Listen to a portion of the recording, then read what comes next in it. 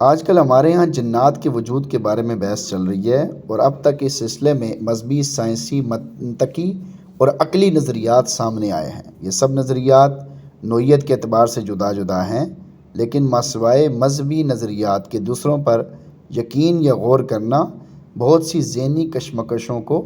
جنم دیتا ہے، یعنی پیدا کرتا ہے۔ جبکہ ایک مسلمان ہونے کی حیثیت سے ہمارا عقیدہ اپنے مذہبی نظریات پر ہی یقین کامل کرنے کا ہے۔ لہٰذا آپ برائے مہربانی قرآنی دلائل یا سچے اور حقیقی واقعات کی روشنی میں، یا اگر احادیث کی روشنی میں جنوں کا وجود ثابت ہو تو اس بارے میں صحیح صورتحال اور نظریہ سامنے لائیں، تاکہ لوگوں کے اذہان یعنی ذہنوں کو اس بارے میں پیدا ہو جانے والی کشمکش اور تذبذب سے نجات دلائی جا سکے۔ قرآن کریم میں 29 جگہ جنوں کا ذکر آیا ہے، اور احادیث میں بھی بہت سے مقامات پر ان کا تذکرہ آیا ہے۔ اس لیے جو لوگ قرآن کریم اور حضرت صلی اللہ علیہ وسلم پر ایمان رکھتے ہیں،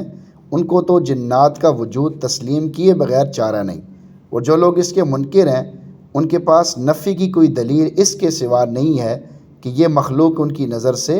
اوجل ہے، یعنی اس کے علاوہ کوئی مضبوط دلیل ان کے پاس ہے ہی نہیں، اور یہ بھی کمزور دلیل ہے کہ بھائی ہماری نظر سے اوجل ہے اس لیے ہم اس کو نہیں مانتے، اس کے علاوہ تو کوئی دلیل ہے ہی نہیں ان کے پاس۔